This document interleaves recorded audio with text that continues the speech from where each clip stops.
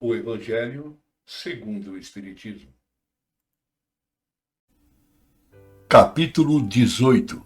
Muitos os chamados e poucos os escolhidos. Parábola do festim de núpcias.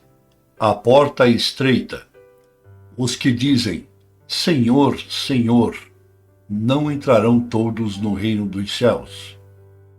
Muito se pedirá àquele que muito recebeu. Instruções dos Espíritos. Dar-se-á àquele que tem. Reconhece-se o cristão pelas suas obras. Capítulo 18. Muitos os chamados e poucos os escolhidos. Parábola do festim de núpcias. 1. Jesus, falando ainda por parábolas, lhes disse: O reino dos céus é semelhante a um rei que, querendo realizar as núpcias de seu filho, enviou seus servidores para chamar às núpcias aqueles que foram convidados, mas eles se recusaram a vir. Ele enviou ainda outros servidores, com ordem de dizer de sua parte aos convidados: Eu preparei meu jantar, fiz matar meus bois, e tudo o que havia feito cevar. Tudo está preparado. Vinde às núpcias.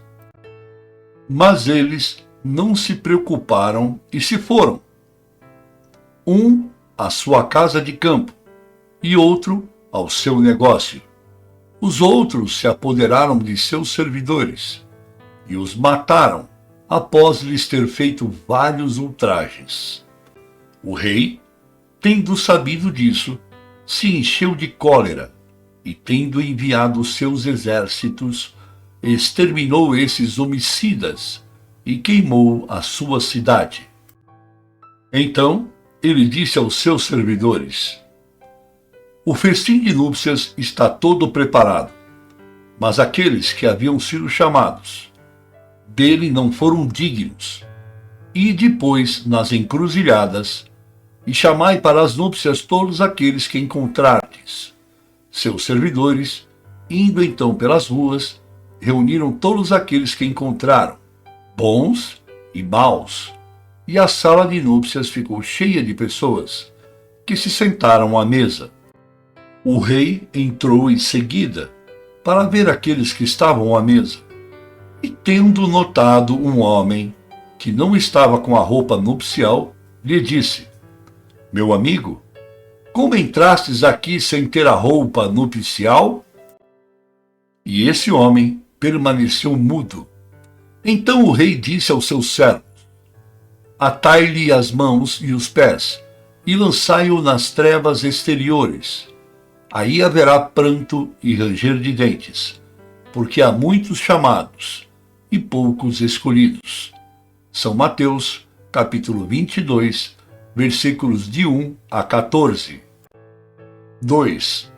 O incrédulo sorri a esta parábola, que lhe parece de uma puerilidade ingênua, porque não compreende que se possa criar tanta dificuldade para assistir a uma festa, e ainda menos que os convidados estendessem a resistência até ao massacre dos enviados do Senhor da casa. As parábolas, disse ele, sem dúvida, são figuras, mas ainda é preciso que elas não saiam dos limites do verossímil.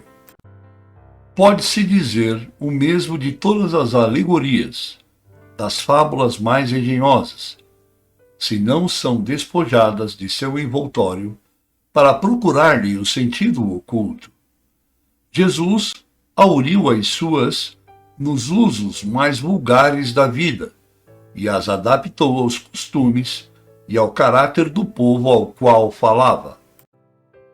A maioria tem por fim fazer penetrar nas massas a ideia da vida espiritual.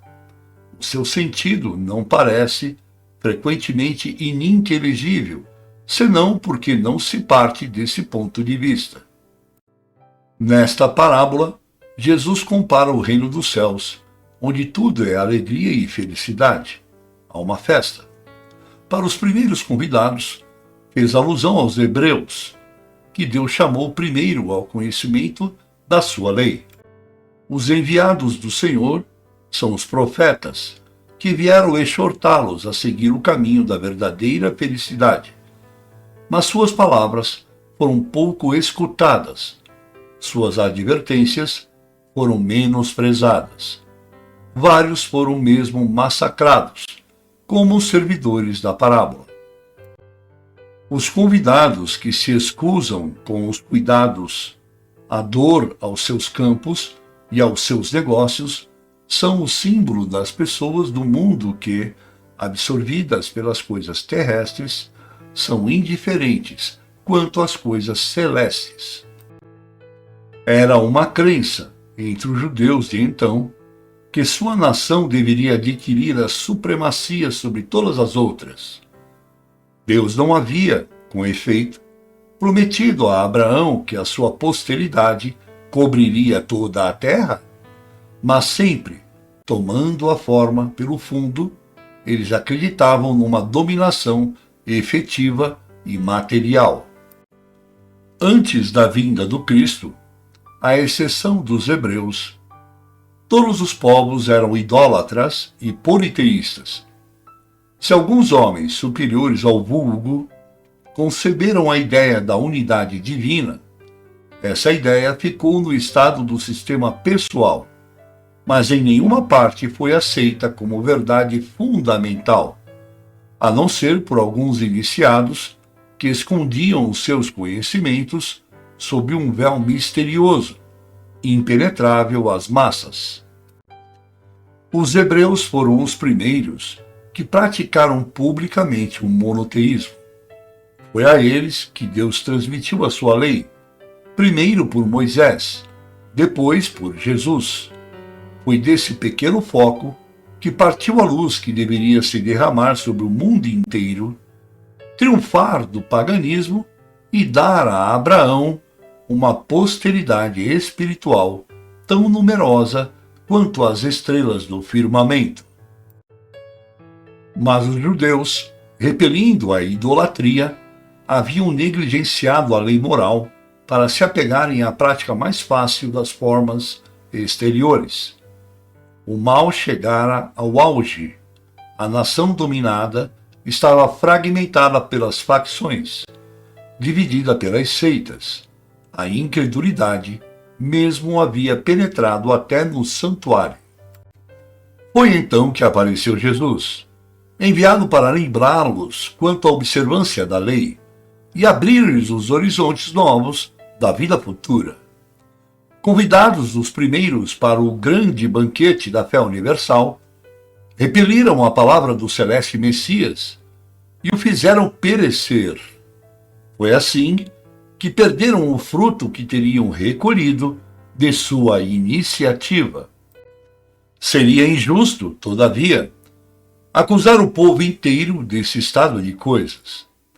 Essa responsabilidade cabe principalmente aos fariseus e aos saduceus, que perderam a noção pelo orgulho e pelo fanatismo de uns e pela incredulidade de outros.